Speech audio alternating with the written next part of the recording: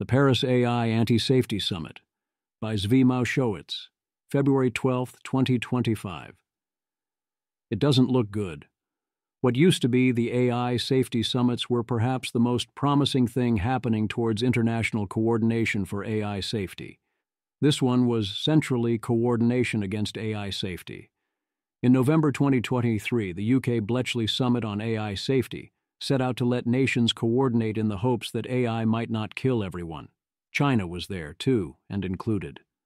The practical focus was on responsible scaling policies, RSPs, where commitments were secured from the major labs and laying the foundations for new institutions. The summit ended with the Bletchley Declaration, full text included at link, signed by all key parties. It was the usual diplomatic dreck, as is typically the case for such things, but it centrally said there are risks, and so we will develop policies to deal with those risks. And it ended with a commitment to a series of future summits to build upon success. It's over. With the Paris AI Action Summit, that dream seems to be dead. The French and Americans got together to dance on its grave, and to loudly proclaim their disdain for the idea that building machines that are smarter and more capable than humans might pose any sort of existential or catastrophic risks to the humans. They really do mean the effect of jobs, and they assure us it will be positive and they will not tolerate anyone saying otherwise. It would be one thing if the issue was merely that the summit-ending declaration. That happens. This goes far beyond that. The EU is even walking backward steps it has already planned, such as withdrawing its AI liability directive. Even that is too much now, it seems. Also, the aesthetics of the whole event look hideous. Probably not a coincidence. An actively terrible summit statement. Shakil Hashim gets hold of the Paris AI Action Summit statement in advance. It's terrible. Actively worse than nothing. They care more about market concentration and the job market, and not at all about any actual risks from AI. Not a word about any actual safeguards, transparency, frameworks, any catastrophic, let alone existential risks or even previous commitments. But time to talk about the importance of things like linguistic diversity. Shameful, a betrayal of the previous two summits. Daniel Eth. Hot take, but if this reporting on the statement from the France AI Action Summit is true, that it completely sidesteps actual safety issues like CBRN risks and loss of control to instead focus on DEI stuff, then the US should not sign it. US, GB, flexed biceps emoji. The statement was a joke and completely sidelined serious AI safety issues like CBRN risks and loss of control, instead prioritizing vague rhetoric on things like inclusivity. I'm proud of the US and UK for not signing on. The summit organizers should feel embarrassed. Hugo Guy. UK government confirms it is refusing to sign Paris AI Summit Declaration. Number 10 spokesman. We felt the declaration didn't provide enough practical clarity on global governance, nor sufficiently address harder questions around national security and the challenge AI poses to it. The UK government is right, except this was even worse. The statement is not merely inadequate, but actively harmful, and they were right not to sign it. That is the right reason to refuse. Unfortunately, the USA not only did not refuse for the right reasons, our own delegation demanded the very cripplings Daniel is discussing here. Then we still didn't sign on, because of the DEI-flavored talk. Seon O. Haigartai. After Bletchley, I wrote about the need for future summits to maintain momentum and move towards binding commitments. Unfortunately, it seems like we've slammed the brakes. Peter Wildford.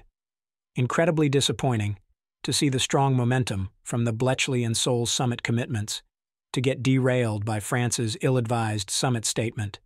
The world deserves so much more. At the rate AI is improving, we don't have the time to waste. Stephen Casper.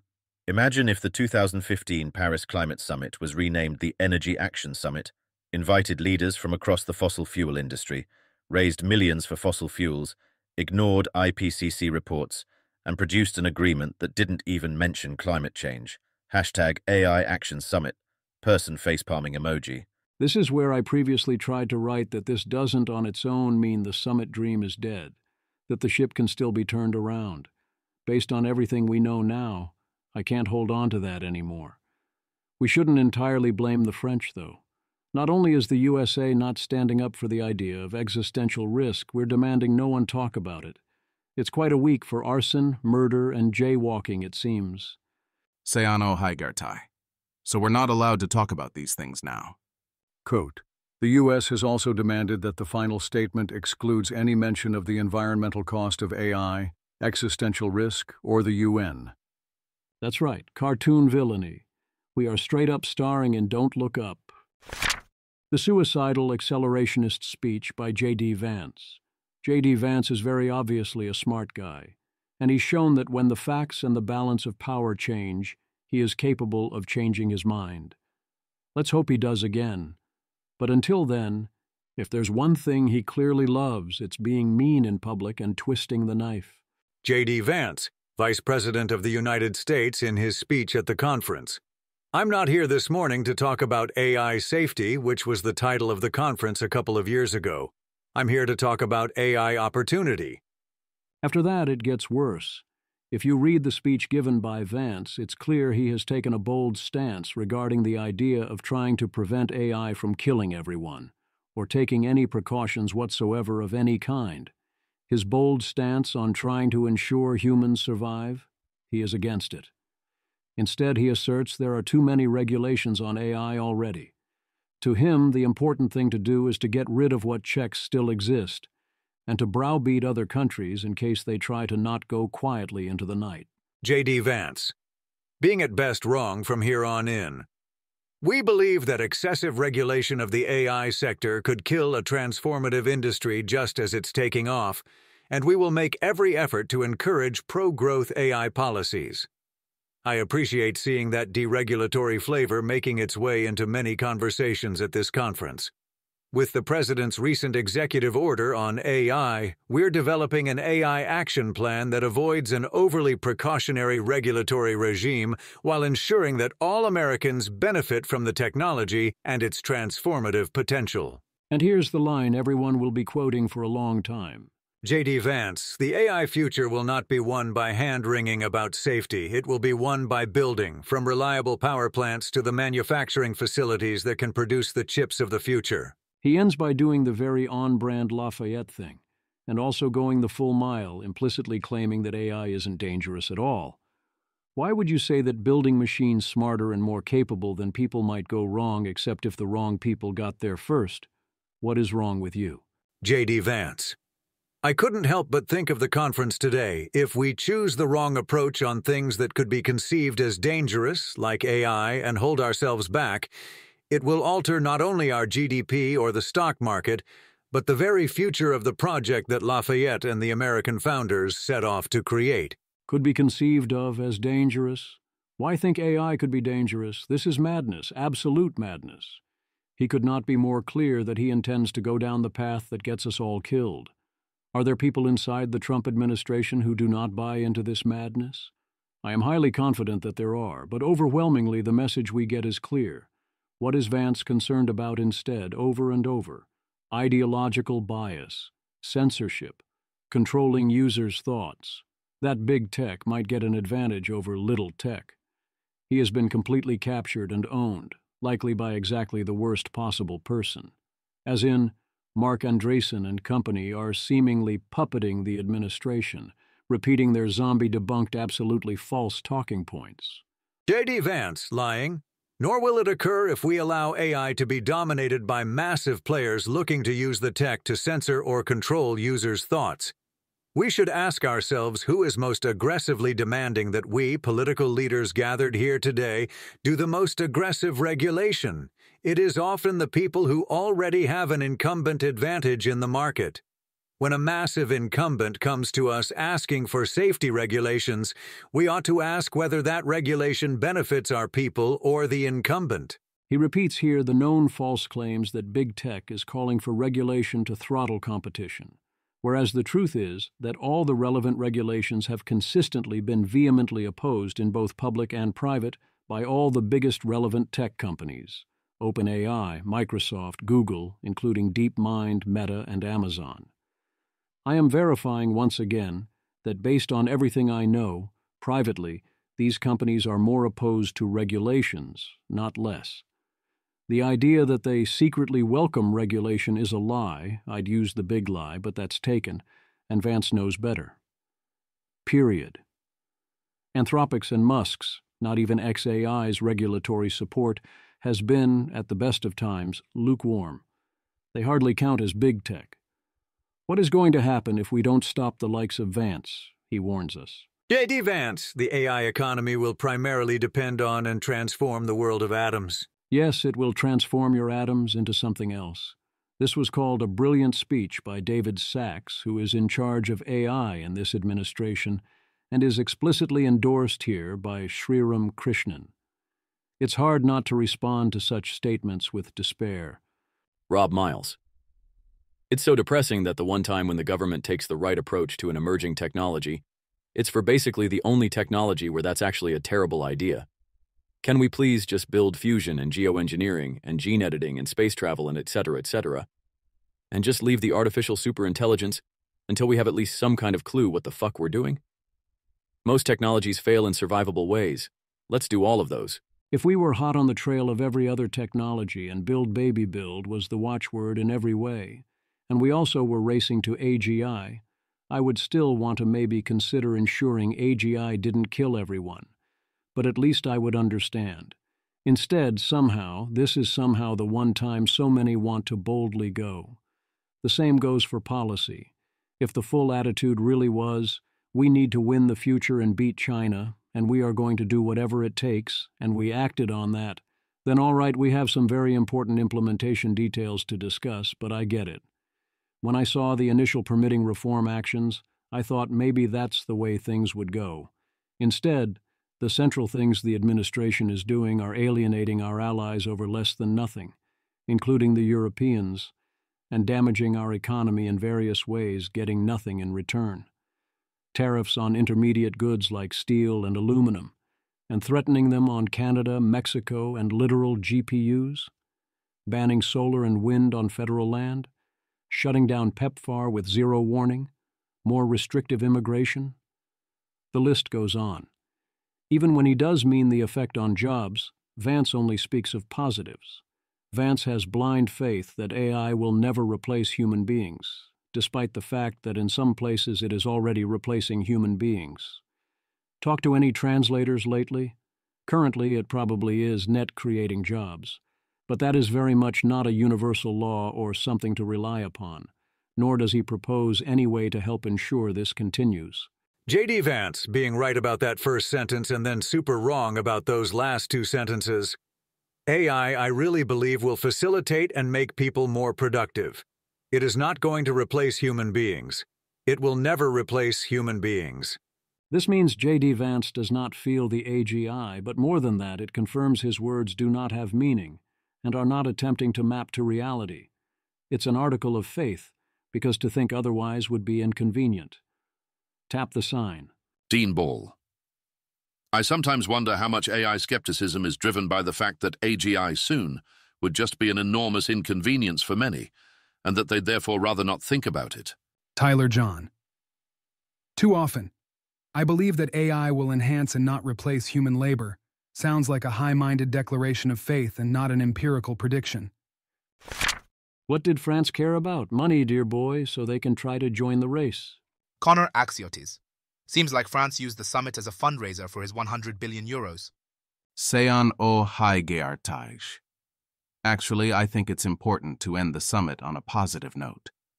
Now we can all finally give up the polite pretense that Mistral are a serious frontier AI player. Always a positive if you look hard enough. And Macron also endlessly promoted Mistral because of its close links to Macron's government, despite it being increasingly clear they are not a serious player. The French seem to have mostly used this one for fundraising and repeating Mistral's talking points and have been completely regulatorily captured, as seems rather likely to continue to be the case. Here is Macron meeting with Altman, presumably about all that sweet, sweet nuclear power. Shaquille. If you want to know why the French AI summit is so bad, there's one possible explanation. Mistral co-founder Cédric O used to work with Emmanuel Macron. I'm sure it's just a coincidence that the French government keeps repeating Mistral's talking points. Sean O. Haigartai. Readers older than 3 years old will remember this exact sort of regulatory capture happening with the French government, Mistral, and the EU AI Act. Peter Wildford.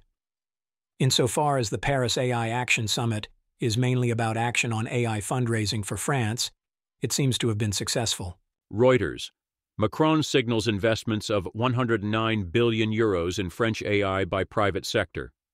French President Emmanuel Macron attends an interview for national television ahead of the Artificial Intelligence Action Summit at the Grand Palais in Paris, France, February 9, 2025. Emmanuel Macron, plug baby plug. France does have a lot of nuclear power plants, which does mean it makes sense to put some amount of hardware infrastructure in France if the regulatory landscape isn't too toxic to it. That seems to be what they care about. Something to remember you by. Get your safety frameworks.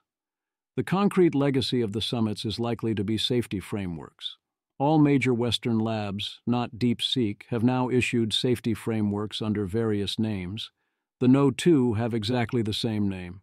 Shtick is a running gag, can't stop now. All that we have left are these and other voluntary commitments.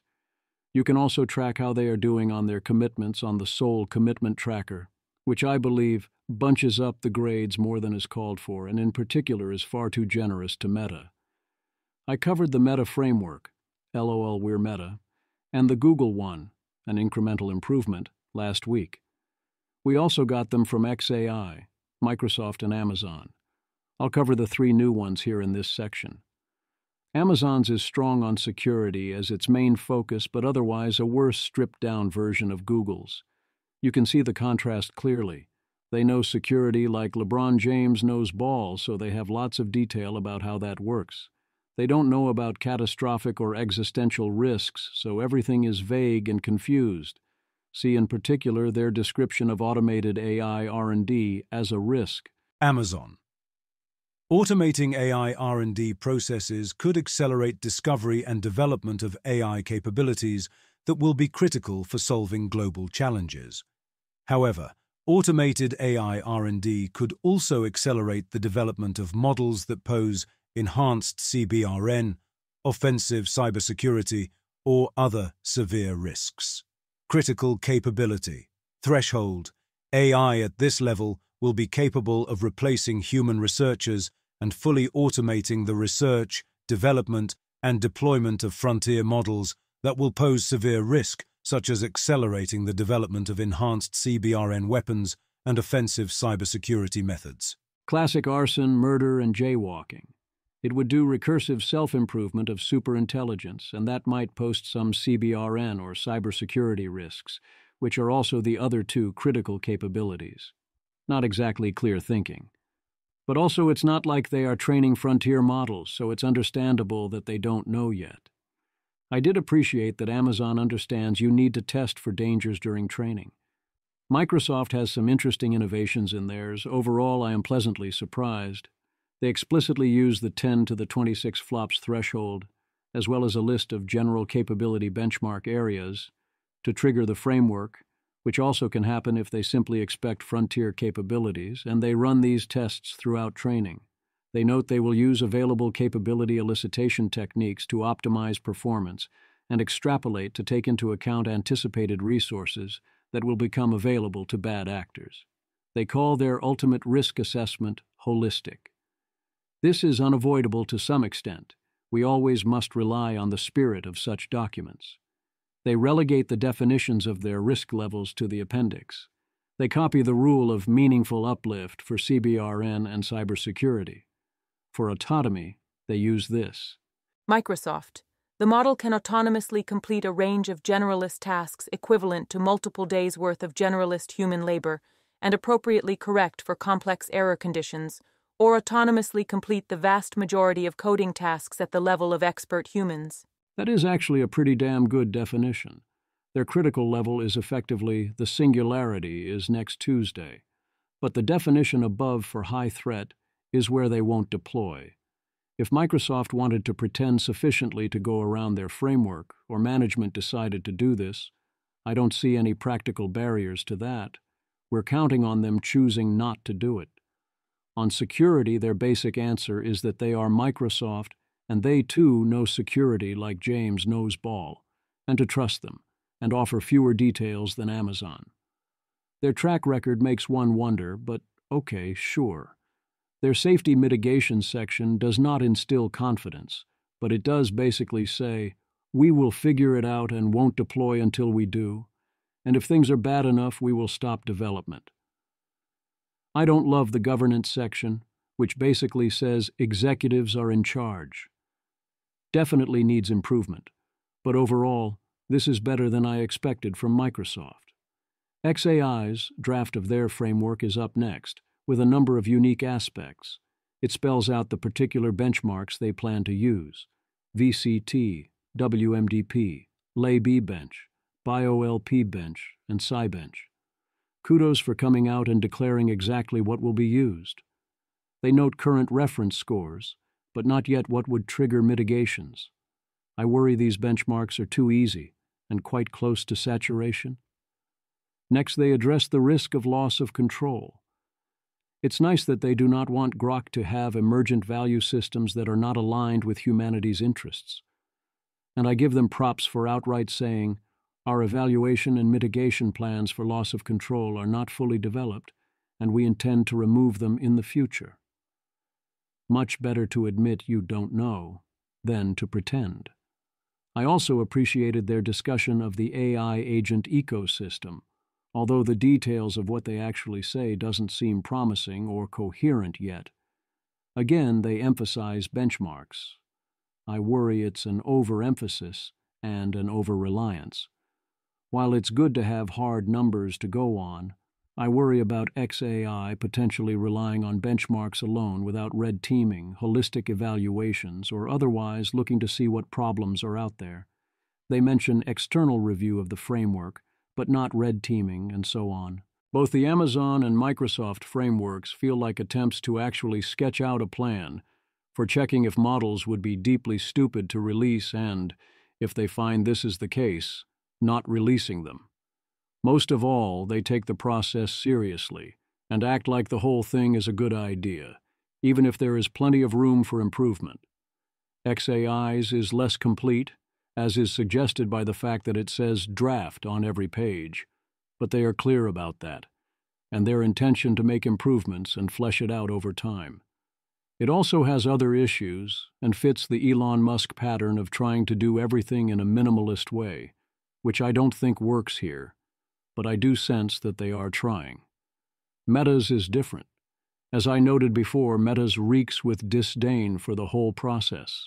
It's like the kid who says, Mom is forcing me to apologize, so I'm sorry, but who wants to be sure you know that they really, really don't mean it. What do we think about voluntary commitments? They can be important or not worth the paper they're not printed on. Peter Wildford notes that voluntary commitments have their advantages. 1. Doing crimes with AI is already illegal. 2. Good anticipatory regulation is hard. 3. Voluntary commitments reflect a typical regulatory process. 4. Voluntary commitments can be the basis of liability law. 5. Voluntary commitments come with further implicit threats and accountability. This makes a lot of sense if, my list, 1. There are a limited number of relevant actors and can be held responsible. 2. They are willing to play ball. 3. We can keep an eye on what they are actually doing. 4.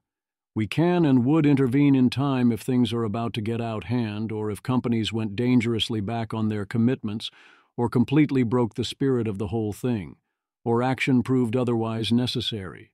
We need all 4. 1. Right now we kind of have number 1. 2. For number 2, you can argue about the others, but Meta has made it exceedingly clear they won't play ball, so if they count as a frontier lab, honestly at this point potentially debatable, but yeah, then we have a serious problem. 3. Without the Biden executive order and without SB 1047, we don't yet have the basic transparency for number 3. And the Trump administration keeps burning every bridge around the idea that they might want to know what is going on. 4. I have less than no faith in this at this point. You're on your own, kid. Then we get to Wildford's reasons for pessimism. 1. Voluntary commitments risk safety washing and backtracking. A. As in Google said no AI for weapons, then did Project Nimbus, and now says, never mind, they're no longer opposed to AI for weapons. 2. Companies face a lot of bad incentives and fall prey to a prisoner's dilemma. A. I would remind everyone once again, no, this is a stag hunt. B. It does seem that DeepSeek ruined it for everyone. As they did such a good marketing job, everyone panicked. Said, oh look, someone is defecting, guess it's all over then, that means we're so back, and here we are. Gee, once again, this is a reminder that DeepSeek cooked and was impressive with V3 and R1, but they did not fully catch up to the major American labs, and they will be in an increasingly difficult position given their lack of good GPUs. 3. There are limited opportunities for iteration when the risks are high stakes. A. Yep. I trust voluntary commitments and liability law to work when you can rely on error correction. At some point, we no longer can do that here, and rather than prepare to iterate, the current administration seems determined to tear down even ordinary existing law, including around AI. 4. AI might be moving too fast for voluntary commitments. A. This seems quite likely to me. I'm not sure time's up yet, but it might be. At minimum, we need to be in aggressive transparency and information gathering and state capacity building mode now, if we want the time to intervene later should we turn out to be in a short timelines world. This is the end. Kevin Roose has 5 notes on the Paris summit, very much noticing that these people care nothing about the risk of everyone dying. Kevin Roose. It feels at times like watching policymakers on horseback, struggling to install seatbelts on a passing Lamborghini. There are those who need to summarize the outcomes politely. Yoshua Bengio. While the AI Action Summit was the scene of important discussions, notably about innovations in health and environment, these promises will only materialize if we address with realism the urgent question of the risks associated with the rapid development of frontier models. Science shows that AI poses major risks in a time horizon that requires world leaders to take them much more seriously. The summit missed this opportunity. Also in this category is Dario Amodei, CEO of Anthropic. Dario Amodei. We were pleased to attend the AI Action Summit in Paris, and we appreciate the French government's efforts to bring together AI companies, researchers, and policymakers from across the world. We share the goal of responsibly advancing AI for the benefit of humanity. However, greater focus and urgency is needed on several topics given the pace at which the technology is progressing. The need for democracies to keep the lead, the risks of AI, and the economic transitions that are fast approaching, these should all be central features of the next summit. At the next international summit, we should not repeat this missed opportunity.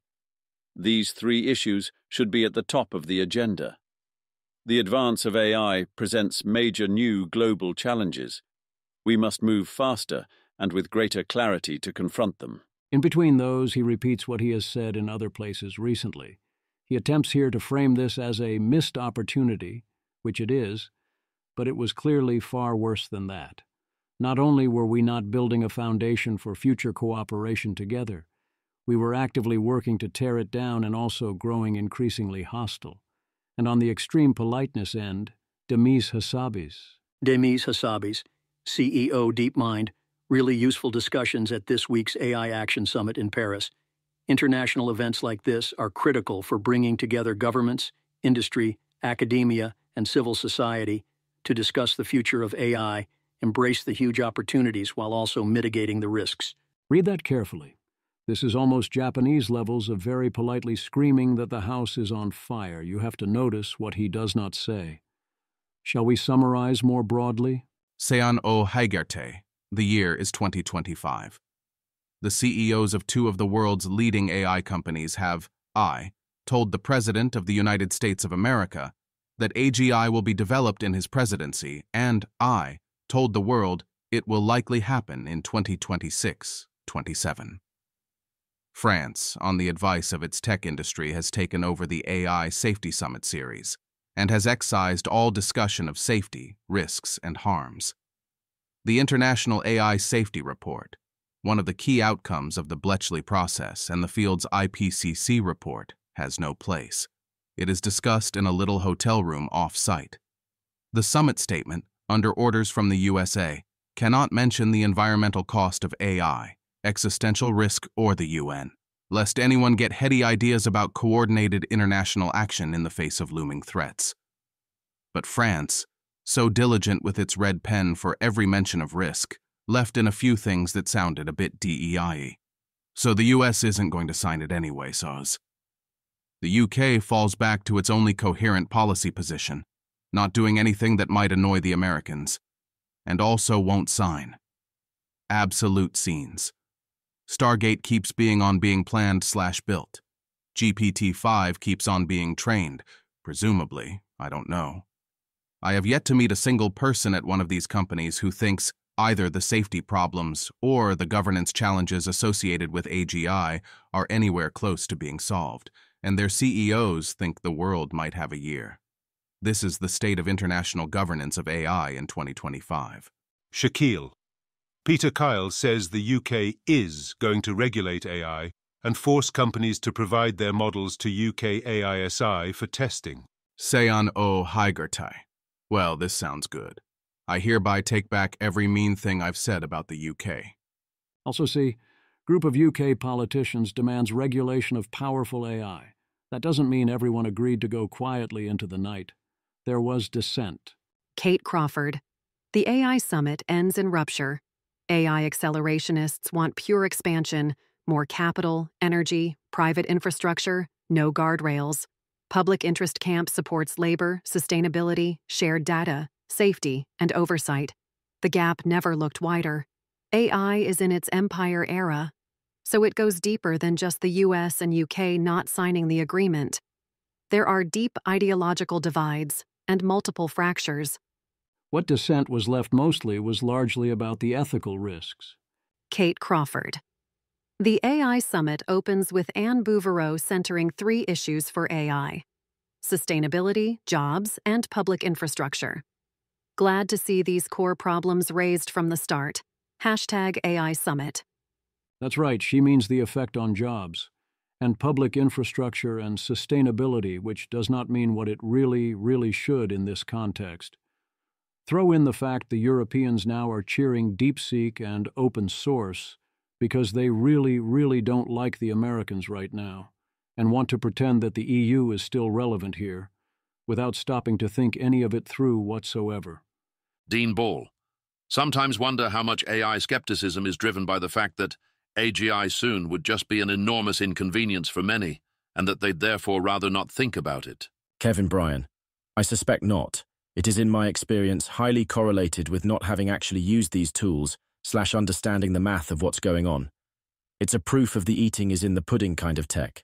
Dean Ball. I thought that for a very long time, that it was somehow a matter of education, but after witnessing smart people who have used the tools, had the technical details explained to them, and still don't get it, I have come to doubt that. Which makes everything that much harder. To that, let's add Sam Altman's declaration this week in his 3 observations post that they know their intention to charge forward unsafely is going to be unpopular, but he's going to do it anyway, because otherwise authoritarians win. And also everything's going to be great, and you'll all have infinite genius at your fingertips. Meanwhile, OpenAI continues to flat-out lie to us about where this is headed. Even in the mundane they took our jobs sense, you can't pretend this is anything else. Connor Axiotes. I was invited to the OpenAI AI Economics event, and they said their AIs will just be used as tools, so we won't see any real unemployment, as they will be complements, not substitutes. When I said that they'd be competing with human labor if Sama gets his AGI, I was told it was just a design choice, and not to worry. From 2 professional economists.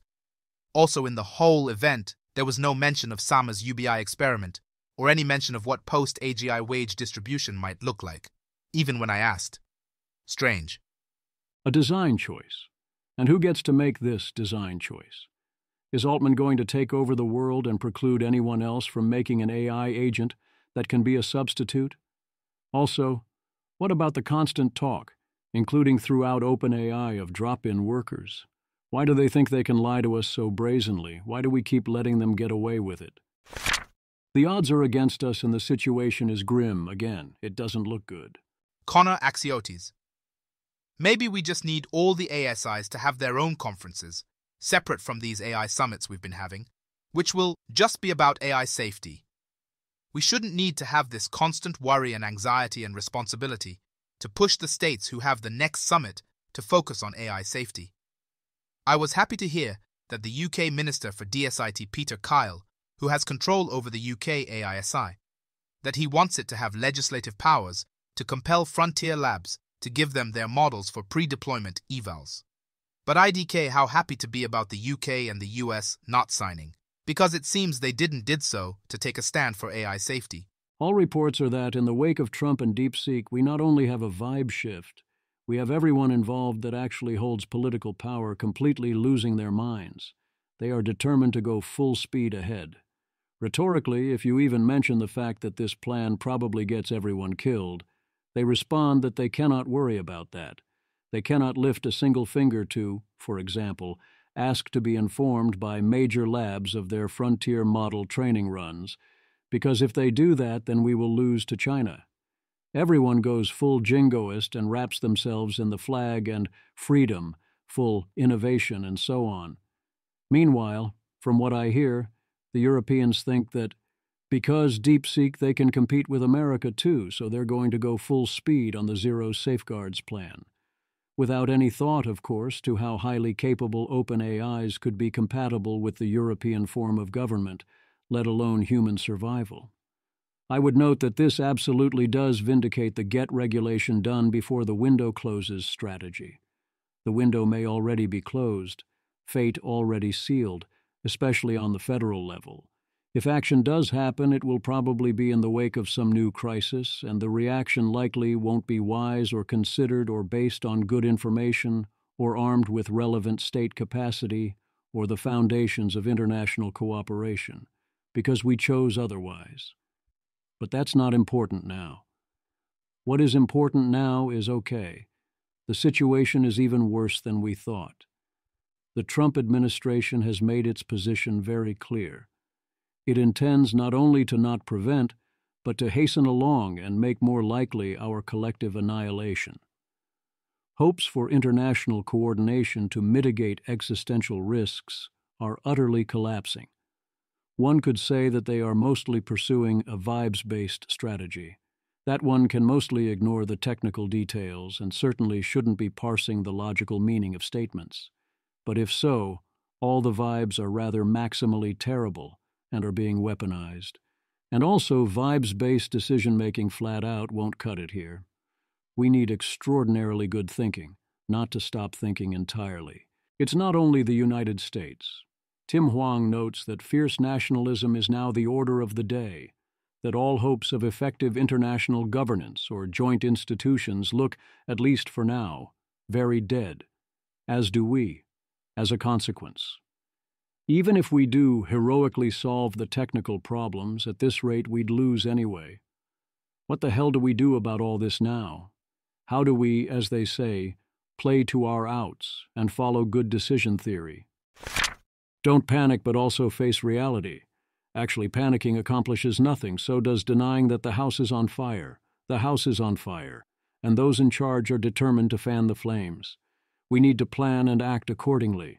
We need to ask, what would it take to rhetorically change the game? What alternative pathways are available for action, both politically and otherwise? How do we limit the damage done here while we try to turn things around? If we truly are locked into the nightmare where humanity's most powerful players are determined to race or even fight a war to AGI and ASI as quickly as possible, that doesn't mean give up. It does mean adjust your strategy, look for remaining paths to victory, Apply proper decision theory and fight the good fight. Big adjustments will be needed, but also, we must be on the lookout against despair. Remember that the AI anarchists and the successionists who want to see humans replaced and those who care only about their investment portfolios specialize in mobilizing vibes and being loud on the internet in order to drive others into despair and incept that they've already won. Some amount of racing to AGI does look inevitable at this point, but I do not think all future international cooperation dead or anything like that, nor do we need this failure to forever dominate our destiny. There's no reason this path can't be revised in the future, potentially in quite a hurry, simply because Macron sold out humanity for 30 pieces of silver, and currently the Trump administration is in thrall to those determined to do the same. As capabilities advance, people will be forced to confront the situation on various levels. There likely will be crises and disasters along the way. Don't panic, don't despair, and don't give up.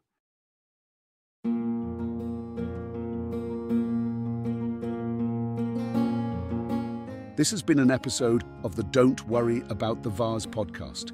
If you enjoyed this podcast, please visit thezv.substack.com to support the author. If you enjoy having AI-narrated episodes, please note this is a listener-supported podcast. To receive new posts and support the cost of creation, consider becoming a subscriber at dwatvpodcast.substack.com. Thanks for listening.